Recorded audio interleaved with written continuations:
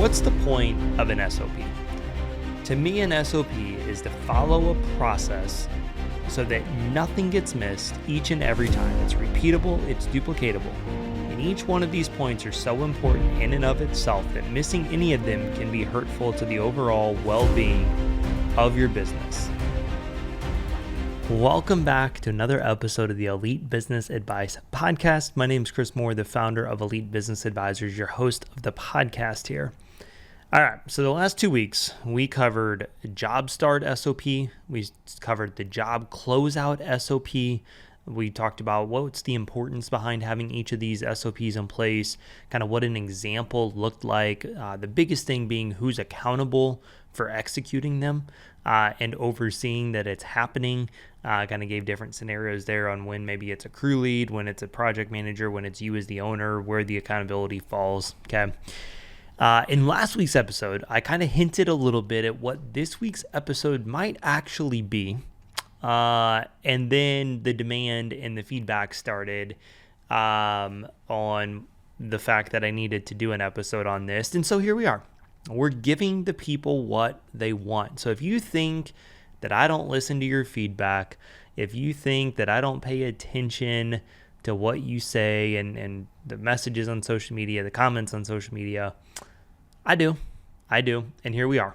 I'm going against my better judgment in the sense I mentioned earlier.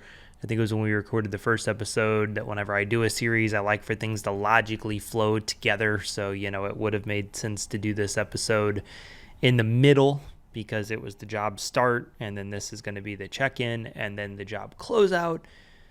But here we are, because it wasn't the plan, but I listened to the people because my good friend Maggie Kuiper taught us at the retreat this year, feedback is neutral and feedback is a gift. So here's my question for you, okay? Have you ever sent your project manager or maybe yourself went to a job site to check in on how things were going? And you got a great report back from them, or you yourself felt good about how things were going, everything's looking great, only then to realize things didn't turn out quite as good as you thought, whether it was quality control issues, customer wasn't happy with something, maybe you guys were going over budget and so our numbers didn't look so great financially, whatever it is, okay? You found out things weren't as good as you thought.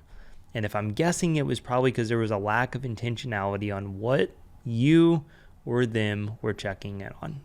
And so, thanks to public demand, today we're covering the check-in checklist for production. We're talking all about what are we doing when we go to job sites to check in on how things are going. This is what we're evaluating every time you or your project manager goes to a job site. And remember, a business without structure and systems is nothing more than a job. So, I hope it helps. Thanks for plugging in. This is the Elite Business Advice Podcast. All right, so this is a pretty easy one. This is a very simple 7-step process. Makes it sound like we're in AA, and for some of you guys, you might be recovering from the disorganization of your business. So consider this a 7-step process to change your life and your business, okay? So I just broke it down into 7 steps here. I'm going to just dive right into it. There's not necessarily an order in which these need to be followed. So again, the job start SOP, the job closeout, they were very chronologically laid out. Hey, 24 hours before this happens, 45 minutes before we're done. This happens as we're wrapping up. This happens, this conversation happens, right? Like it was very chronological. This one is probably a little bit less on a chronological, which is why I didn't call it necessarily an SOP, although it is. I called it the checklist, right? Because these are the 7 things we want to check in on every time we stop by a job in a project, okay? So I'm going to just kind of run through these in the order I laid them out. But again, know that it doesn't have to be an exact specific, in this order, I guess is what I'm trying to say. So the first thing, arguably one of the most important, I would say there's like 3 of the most important ones in here. I'll try to highlight those as we go because I didn't put them here in my notes, but I would say there's 3 very important ones, but this is probably the most important, okay? It is checking in with the customer. All right. This is something that we need to do. We need to encourage this early on, for our crew lead to do this. But we want to do this as early on as we can in the project when there's actually some stuff being done. And there's kind of 3 things I want to check in on when I talk to the customer. Now, again, if they're not home, they're not around, I get that this can be difficult. Not the end of the world. Maybe a phone call works just as good for this as well, in an evening when they are home. But I do want to, if at all possible, I want to just check in on them. How's it going? And so here's the 3 things I always want to check on with the client. Number 1, how do they like the colors? Okay. I don't usually specifically ask them, so how do you like the colors? Here's what I do. I guide the conversation in a way that I'm asking if they like it without asking if they like it. And what I mean by that is I'm going to tell them, wow, Mrs. Smith, I really love the color in the master bedroom. Okay. I'm going to tell them I love it, even if I don't, even if it's the most hideous pastel pink color from 1984 that they wanted in there. I'm going to find a way to tell them I love it. Okay. I'm going to guide them. Hey, the colors look great in here. I really love what you picked. I love what your designer picked. I love what whoever picked out the colors picked. Okay. This gives me a chance to read their feedback and to allow them to say something if they don't agree. Okay. Typically, if homeowners don't like the color, they're going to point it out pretty quickly. But there's plenty of them that don't like to disappoint people, don't like conflict, and they're going to silently hate it and not tell anybody until we give them an opportunity to. And I would much rather that be after day 2 of a 5-day project than at day 5 when we're wrapping up, ready to walk out and get paid. And then they all of a sudden go, I don't love the color of the master bedroom. Because they can't hold it in anymore. And they've been just dreading that conversation for 5 days. Those personalities exist. It's a real thing. So what I want to do is I want to tell them, man, I love the color in here, and see what their response is. Okay. So that's an easy way that you try to not to open up a can of worms, but you kind of, if they're 50-50 on it, your excitement about it might actually help them, which is why I always try to I don't go over the top. I'm not fake about it. I'm not like, oh my God, this looks amazing. Like, no, I'm genuine with it, right? Hey, I love the color in here. It looks really good with the trim. It looks really good with the carpet. I'm tying things in the room that makes it look good, why it looks good, even if I hate the color personally, okay?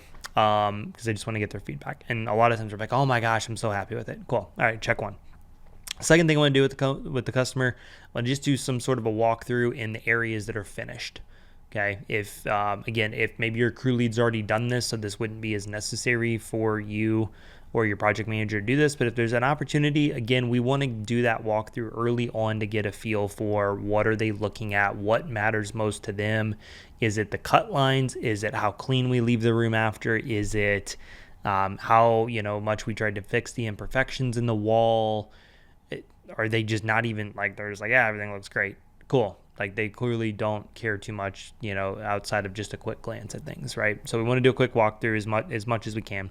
And the last question I always ask is just how's the communication been, with the crew, with whoever. Is there anything we need to do more of, less of? Just give me your feedback on that. Are we right on exactly what you would expect and hope in this experience to be? Do we need to communicate a little bit more? Do we need, are we over communicating and you're kind of getting sick of us? How's it been? Okay, so that's not as big of a one, but I always like to get some feedback on that. All right, so client, huge point, if possible, check in with that. Second checkbox. This to me is probably one of the biggest ones, and this is checking in on the budget and the progress plan. Okay, we talked earlier about having that project plan created. We want to check in and see how we're progressing through that, and then how we're doing with that in relation to what we budgeted. Okay. This is where, having the work order be able to include the hours for the scopes of area is really helpful for whoever to evaluate. Okay. That way they can see, hey, at the end of day 3, we're supposed to be here in the project plan. Are we there? That project plan should be laid out in accordance to the hours, roughly, but we want to be able to see, hey, we've completed 60 hours of estimated work and we've only put 48 hours into this project so far. Awesome. We're tracking great. Or, man, we finished, everything we finished was 60 hours estimated and we're at, 58, 60, 62, we need to, make sure we push to at least stay on track, if nothing else. And again, if you have a performance pay system in place, this is a great update to have every day to the crew to know, hey, we need to bust, we need to bust moving tomorrow. If we want to, make a bonus on this job and come in under budget, right? So it's just great to know that every single day for the crew, but definitely something we want to check in on as we're checking in here. Again, there should never really be a project, very similar to what I say about taxes in the springtime, that we finish it and then all of a sudden we're surprised at how things went, okay? Same thing with when you file your taxes. If you don't tax plan throughout the year, you're probably going to be surprised every spring. But when you tax plan throughout the year and you do projections and you're paying attention to it in November, December on where you're going to finish and what you're going to owe, there's really never a surprise. Every year, I'm always within about 4% of what we owe or got refunded and what I thought we were going to be, which is great, right? Because it's like I thought we were going to get a $300 refund and we got a $700 refund, right? So with that being said, always know where you're at. Okay. Number 3, I want you to do a walkthrough in the areas that, with what's done. Even if it's not a room 100% done, right, that we're doing the walkthrough that client on, I want you to do a walkthrough and I want you to add things to the punch list. Okay. In your work order, in your production systems, you should have some sort of a place to have a punch list. I liked to do it by colors because, again, doing it by room, certain things, again, if every room's a different color, it doesn't matter then. But, maybe there was just something like that. It's like, hey, when you get the repos gray out, knock out the touch-ups in these 3 rooms, whatever, right? But you should have a punch list, whether it's a piece of paper on the job site, whether it's something digital, whatever it is, that you can add to, again, pictures, if possible. So that way they know what needs touched up. Because again, a lot of times you might notice something in a room and the crew's already working them in a different color. I don't want to make them stop what they're doing and go, clean out a brush or switch brushes and go deal with that. It's just not maybe efficient. As much as that's a great 5-minute filler before lunch, after lunch, end of the day, whatever, right? Not at 2 in the middle of the day when they're in the middle of rolling out a room, etc. So I just want to have a place where I can document anything I see. The crew knows they need to knock out the things on the punch list. Again, that's why I like to do it by color, just things that makes it a little bit easier, especially if you only got a few colors in a house that you're maybe working in throughout the week. So add anything to the punch list, have a system in place for them to be able to do it, to check it off, to know that it's done, etc. In my opinion, something goes on the punch list, the second it's checked off, that means that they're signing off on it, that it was completed. I shouldn't have to look at it again. And then again, which crews you have to babysit more though. So, 4th thing I want to check in on this checklist is, are they following the elite painting way? Are they following the SOPs of the company? Are they doing things according to the work order, the project plan, the SOPs? I just want to check in on that, okay? Because this is a great way to reinforce the SOPs. Again, the SOPs and how we complete projects should be done in a manner of what's most efficient, what's quickest, what's better for quality. And if they're not following that, that might be maybe why they're barely hitting budget, right? So maybe a couple of these things are tied in together, but I just want to make sure they're following the elite painting way. Right, the way that we're supposed to be doing things, the order we're supposed to be doing it in, the project plan that we laid out and communicated to the customer about what rooms are being done, what days. I want to make sure they're just following the processes and the plans. So that's a really easy one. The 5th one, job site cleanliness and organization. I just want to make sure that our job site doesn't look like a tornado came through somebody's house.